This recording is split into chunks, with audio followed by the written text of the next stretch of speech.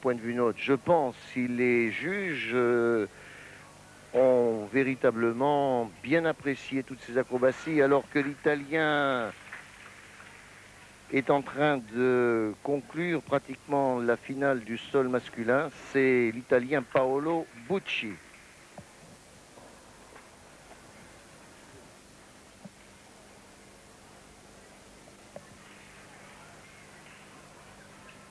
Monté en équilibre, bras écartés. Voilà.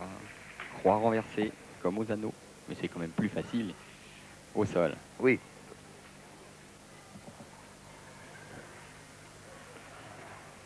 Une jolie série, rayé demi en arrière, enchaîné de 2 saltos avant.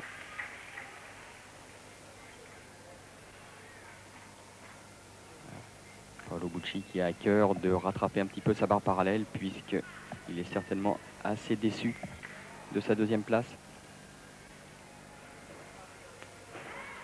Et la vrille salto arrière pour conclure l'exercice, un petit peu basse et légèrement déséquilibrée. Voilà, donc Paolo Bucci a un joli mouvement, il n'inquiétera pas vraisemblablement Steve Gerian ni Fabrice Guelzec.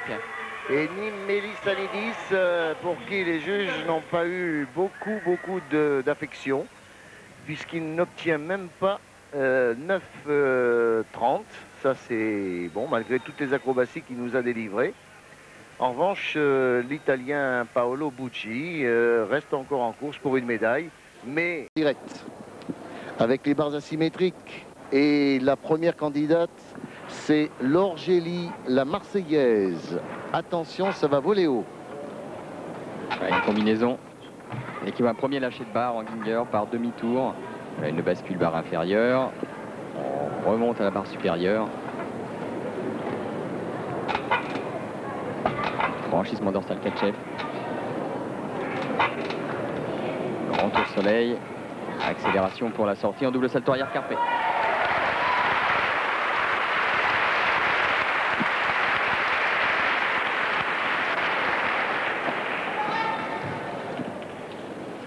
Au saut cheval, saut défense. Alors juste une petite précision concernant Laure Gély qui fait déjà partie de l'équipe de France féminine. Elle est charmante, elle est entraînée au Centre national de Saint-Ginier. Elle a 15 ans et elle a un point fort, une régularité parfaite à tous les agrès. C'est-à-dire que ce qu'elle vient de réussir aux barres asymétriques, elle le fera demain aussi bien à la poutre ou au saut ou au sol. C'est l'une des plus régulières de l'équipe de France, il n'y a pas de point faible. Mais là, elle nous a réussi là en élévation complète, une sortie très aérienne. Voilà, une très belle sortie en double carpé pour Laure Gély, gymnaste complète. Laure Gély sous un autre angle, et vous voyez que les barres asymétriques sont aussi un exercice très périlleux pour les femmes. La poutre... Très régulier autour de 9,60, on l'a vu ici 9,612 au sol. Roberto Galli à la barre fixe. Excellent gymnaste italien, très grand, beaucoup d'envergure.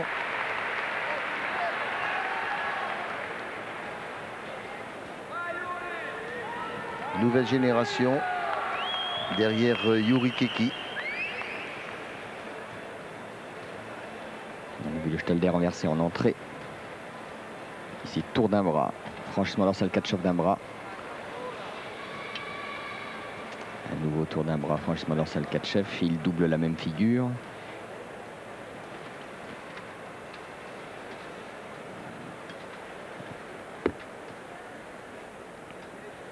Et la sortie. Double arrière avec une double vrille. C'est la sortie la plus souvent répétée par les gymnastes ici aux Jeux Olympiques. Roberto Galli, donc Italie, qui a précédé Sébastien Taillac, que nous n'avons pas vu à la barre fixe, mais dont nous avons la note. Et Michel Boutard qui suit avec précision 9,475, je crois, pour Sébastien Taillac à la barre fixe. Si on peut la retrouver, oui, parce on va que la donner. À ce moment de la compétition, 9,475, c'était la note. Et Bourgali, eh bien, qui a réussi une fort belle sortie. Très content. Alors c'est vrai que l'ambiance ne monte pas encore dans le Georgia Dome parce que il y a indécision partout en ce qui concerne Tcherbo. Misioutine n'est pas encore passé et puis Lixuan d'Antibes que nous n'avons pas eu l'occasion d'apprécier pour l'instant puisque au dernier championnat de France, il ne me semble pas l'avoir vu en finale. Non, c'est la première fois qu'il arrive à ce niveau de la compétition. Et puis pour aujourd'hui, en plus, c'est la seule finale qui lui a été autorisée. En tout cas pour laquelle il s'est qualifié. Jean-François Bonvalet, un gymnaste d'Antibes, ici dans le franchissement dorsal Katchev. Avec le glieur, les lâchers sont enchaînés. Changement de phase direct. Engagé, dislocation, grand tour dorsal. C'est maintenant la sortie. Double tendu avec une vrille. Et pour lui aussi, c'est pile chute, tout comme Mickaël Laurent. C'est une belle prestation, sans faute. Peut-être pas encore du niveau mondial sur le plan de la combinaison, mais en tout cas, c'est une belle maîtrise.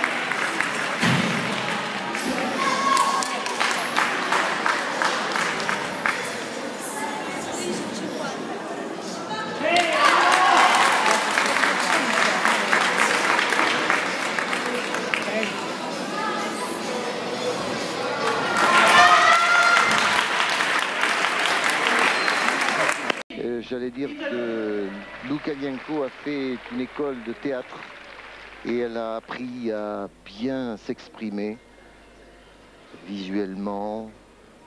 On voit que elle a un petit plus que les autres. Keki, le roi des anneaux, maintenant aborde les parallèles. Une autre paire de manches.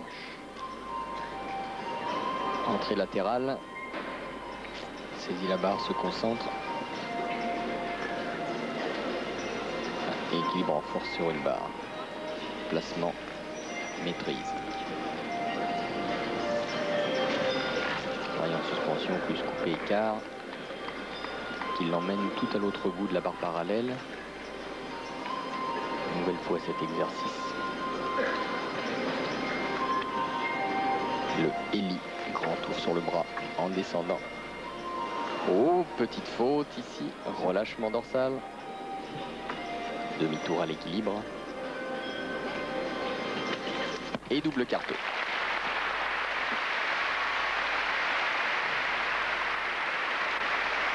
Enchaînement moins impressionnant, moins intéressant également que Sharipov.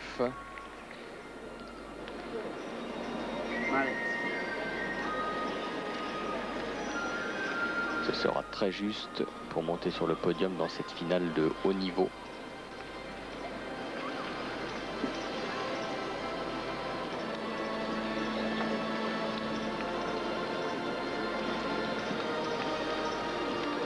Ici cet établissement avant avec coupé écart. Parce qu'encore quand vous êtes dans les vestiaires ou alors sur les côtés, sur vos chaises avec tout le groupe, ça va. Mais là, vous êtes tout seul face à vous-même et face à tout le public et vous attendez. C'est vrai que ce sont de longs moments et de longs instants difficiles à négocier. Allez, c'est parti. Tout le monde est prêt. Enzo Bernardoni pour son passage au sol.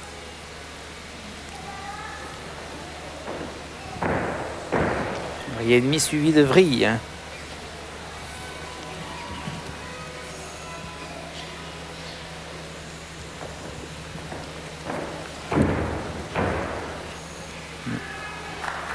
Twist suivi de vrille et demi avant. Le travail au sol.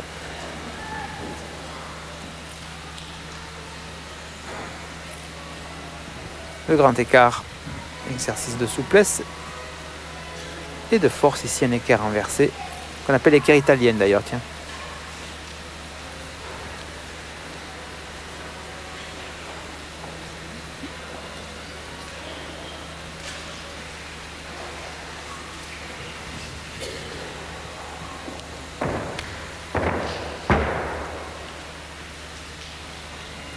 Alors le talon là qui sort, c'est comptabilisé ou pas alors si normalement si on le voit, oui. Mais là, à mon avis... Parce que c'est quand même c'est la deuxième fois sur son passage qu'il y a le talon.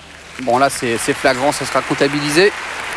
Mais déjà à l'issue de la première diagonale, il y avait le talon qui était sorti.